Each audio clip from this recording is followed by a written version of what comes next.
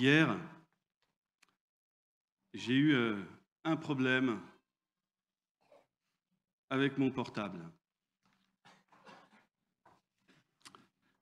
J'ai ouvert mon portable et rien. Écran noir. J'appuie dessus, je cherche à l'allumer. Écran noir.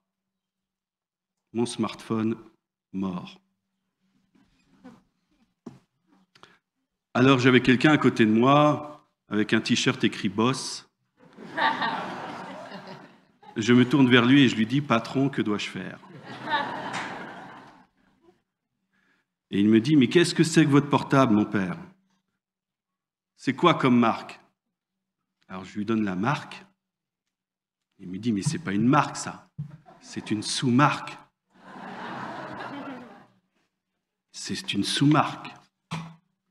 Bon, écoutez, moi, ce que je vous conseille, essayez de peut-être le rebrancher. Et donc, je suis le conseil du boss et je vais dans ma chambre et je branche mon smartphone. J'ouvre mon smartphone et le voilà qui brille. Le voilà qui s'illumine. Magnifique. Mon smartphone est en vie. Il est ressuscité. Il est ressuscité pourquoi? Parce qu'il est branché. Il est branché. Êtes-vous branché sur le Christ? Amen. J'espère que vous êtes branchés sur le Christ. C'est un petit peu une analogie, vous voyez, avec cette parabole que Jésus donne sur la vigne, où il dit clairement qu'il s'agit d'être greffé sur lui. Je suis la vigne, vous êtes les sarments. Sans moi, vous ne pouvez rien faire. Absolument rien faire. Et nous avons tous été greffés, en fait, tel un olivier sauvage sur l'olivier franc.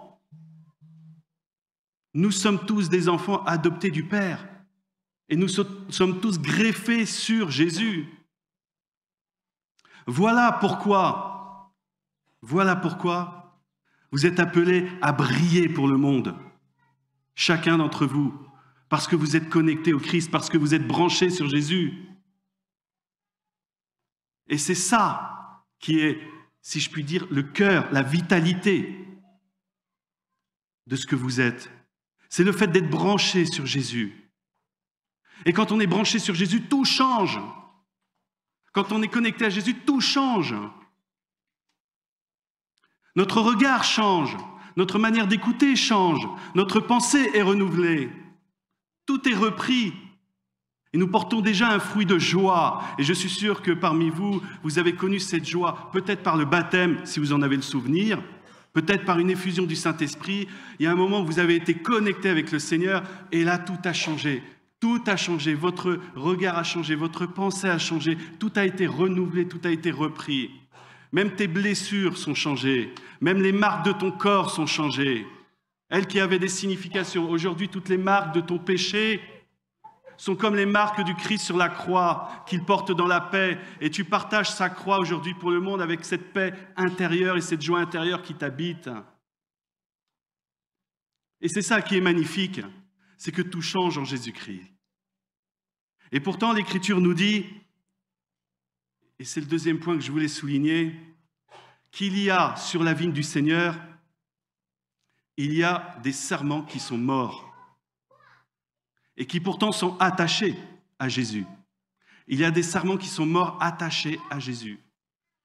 Et il y en a d'autres qui portent du fruit. Alors, vous avez entendu, c'est le Père qui vient et qui fait la taille des serments morts. Ce n'est pas à nous de juger les serments, vous savez, nos voisins. Ce n'est pas du tout à nous de nous occuper de nos voisins. Non, non, non, non. Laissons ça à la taille du Père. Par contre, il y a quelque chose qui fait qu'un fruit est donné. Et ce quelque chose, c'est quoi? C'est qu'il y a de la sève. Il y a la sève qui passe de la vigne au serment. La sève passe. Et cette sève qui coule en toi, c'est la deuxième conversion que nous avons à connaître, chacun d'entre nous. Dans la vie spirituelle, il y a la première conversion généralement qui est la rencontre avec Jésus. Le moment où j'ai été greffé sur Jésus, où j'ai pris conscience en fait qu'il était dans ma vie et qu'il était mon bonheur. Et puis il y a la deuxième conversion. La deuxième conversion, celle-là, c'est celle qui profondément va te rendre fécond. C'est celle où tu lâches le contrôle de ta vie. C'est celle où tu laisses la sève, qu'est l'Esprit Saint, couler en toi, agir à travers toi, penser à travers toi, voir à travers toi, toucher à travers toi. Tu deviens sacrement pour les autres. Tu deviens donneur de Dieu pour les autres. Et c'est ça qui est merveilleux. Dans l'évangile de Cana, il y a en fait exactement cette explication. Vous savez, dans l'évangile de Cana, il y a ces noces, et au cours de ces noces, Marie est présente avec le Christ et certains disciples. Et que se passe-t-il? Voilà qu'ils ont consommé du vin. Et il n'y en a plus. Il n'y en a plus. Dans ces noces, dans ce mariage, il n'y a plus de vin. Le vin qui est le symbole de la joie. La joie est en train de disparaître dans beaucoup de couples. Et que se passe-t-il? Voilà que Marie, attentive, voit ce manque, qu'elle se tourne vers Jésus et qu'il lui dit, ils n'ont plus de vin. Ils n'ont plus de vin. Et elle se tourne ensuite vers les servants et elle leur dit, faites tout ce qu'il vous dira. Et voilà que Jésus leur dit, allez remplir d'eau ces jarres. Vous savez combien il y avait de jarres? 6. Et de quelle quantité chacune? 100 litres. 600 litres. 600 litres. Ils sont partis remplir ces jarres de 600 litres. Et qu'est-ce qui s'est passé? Ils ont eu cette grâce d'obéissance absolument extraordinaire. Parce qu'une fois, ma maman m'a demandé d'aller chercher du vin. Mon papa m'a demandé d'aller chercher du vin dans la cuisine. Heureusement, ma mère ne m'a pas dit « amène une carafe d'eau ». Non, heureusement. Mais quelle obéissance, vous vous rendez compte? Quelle obéissance chez ses serviteurs. Ils savaient qu'ils allaient puiser de l'eau. Ils ont rempli d'eau ces jarres. Et ils sont allés dans l'obéissance servir ces jarres. 600 litres de vin nouveau. Je ne sais pas dans quel état ils ont tous fini, mais 600 litres de vin. La surabondance de la joie apportée par le Christ. Eh bien, je te dis que si tu ne prends pas le Christ comme intendant dans ta vie, tu vas perdre ta joie. Parce que ta joie est humaine. Et le Christ est l'intendant de ta vie. Il est l'intendant de ton couple. Et il est temps de l'accueillir et de le choisir comme intendant. C'est à lui qu'il faut passer commande. C'est lui qui est cause de ta joie. C'est lui qui va te faire porter un fruit de joie dans ton alliance conjugale. C'est lui qui va sauver ton couple. C'est lui qui va gérer ta vie. C'est ce qu'il attend, le Christ. Il attend que tu lui remettes sa vie, ta vie. Qui perd sa vie, la gagnera. Qui perd sa vie, la gagnera.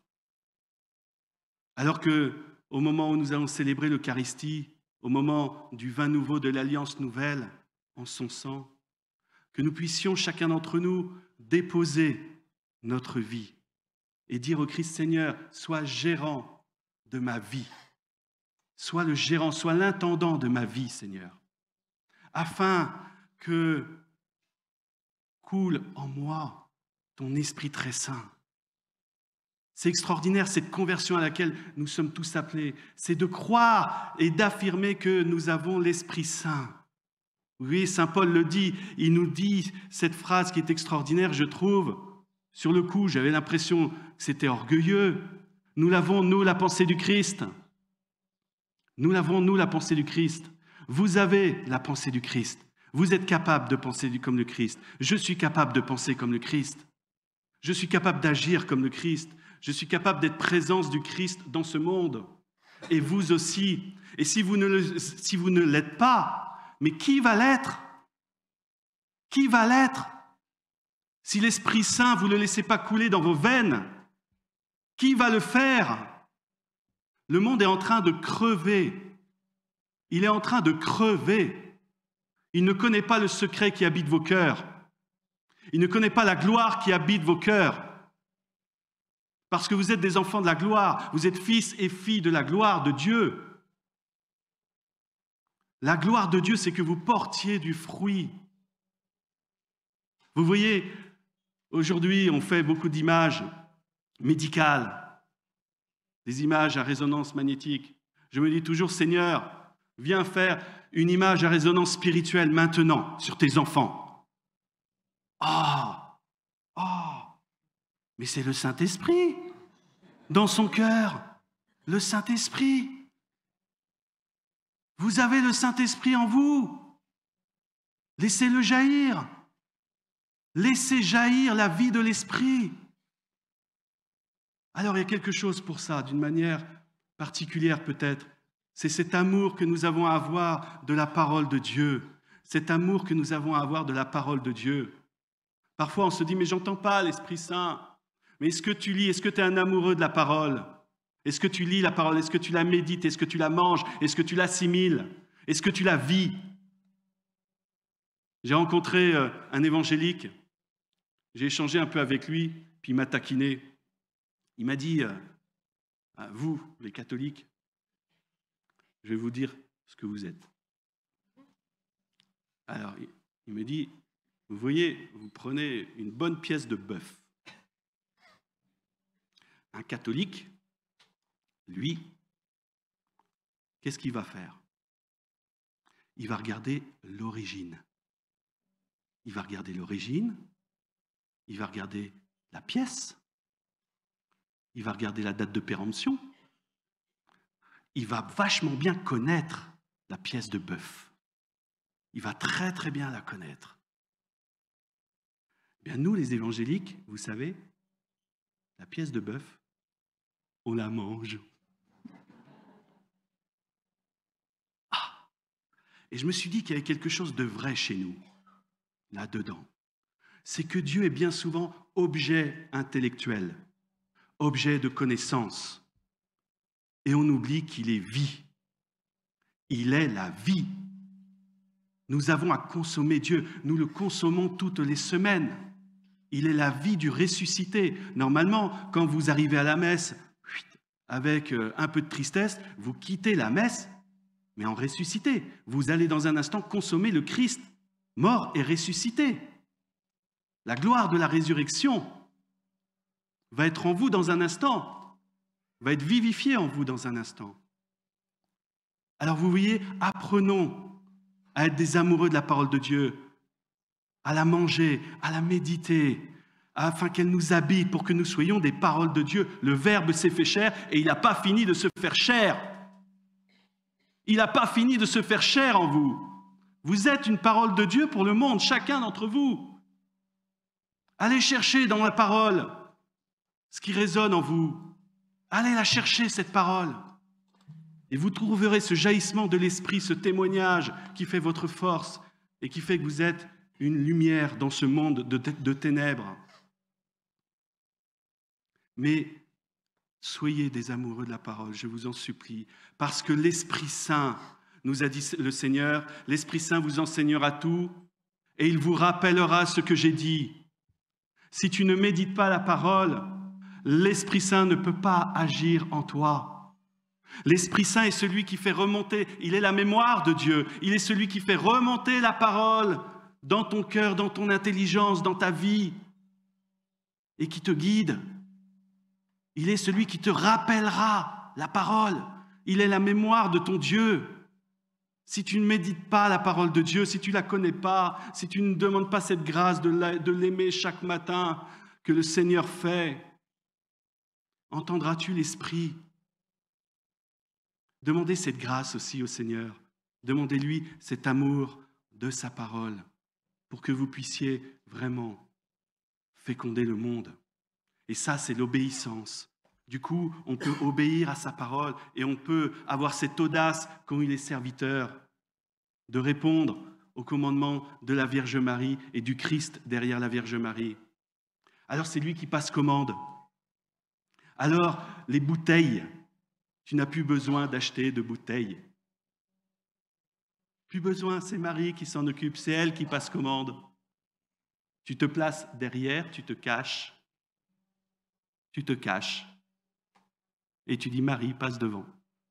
Plus besoin d'acheter de bouteilles. Nouvelle ivresse, ivresse du Saint-Esprit. Voilà ce que l'on demande au Seigneur pour chacun d'entre vous, pour que le monde puisse se réjouir et voir la gloire de Dieu. Et je termine là-dessus. Nous sommes tous, oui, des enfants de la gloire. Et il y a un homme, Moïse, qui était sur la montagne et qui a demandé au Seigneur, « Seigneur, fais-moi voir ta gloire. » Et le Seigneur lui a répondu, « Nul ne peut vivre et me voir face à face. Mais tu vas te placer dans le creux de ce rocher et quand ma main passera, tu verras mon dos et tu verras ma gloire. » Ici, vous avez une préfiguration du cœur de Jésus, le cœur blessé de Jésus. Si tu veux voir ta gloire, place-toi aussi dans le cœur blessé de Jésus qui est notre rocher. Et laisse ton Dieu te bénir de son esprit très saint. Laisse la main du Père te recouvrir de son esprit très saint. Alors tu verras la gloire de ton Dieu. Et elle se manifestera dans cette fécondité qui habite ton cœur, ton intelligence et tout ton corps pour le monde. Amen.